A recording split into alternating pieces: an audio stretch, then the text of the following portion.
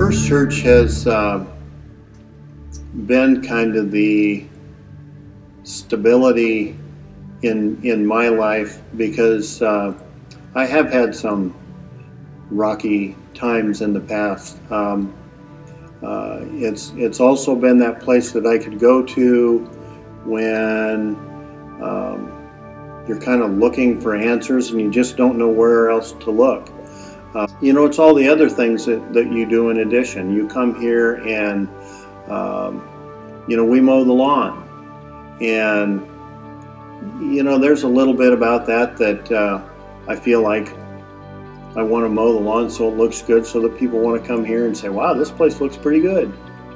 And, it's not something that anybody couldn't do, but I hope that maybe when we're mowing the lawn or I'm taking care of the outside of the church, that I feel like, I'm gonna pick that up because it'll just look better if we can get that done. I want to make First Church something that is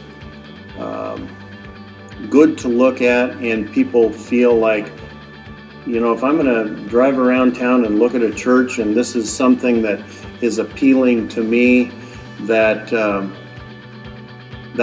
what gets them in the door. And after we get them in the door, then we got to turn it over to somebody else. We got to show how First Church can warm their hearts and welcome them to the service and make them feel like they're not just somebody walking off the street. I think something that we have to do to leave a legacy for the next generation is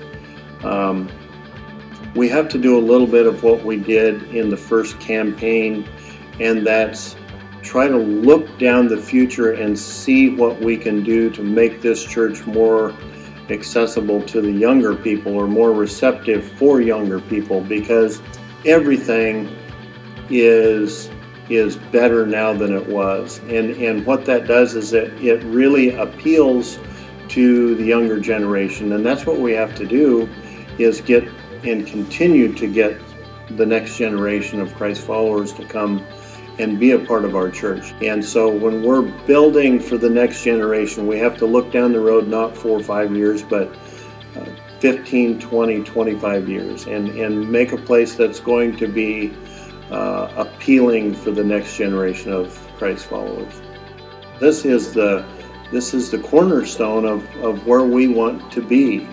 And so it's hard to imagine where we would be or what we would be doing without First United Methodist Church.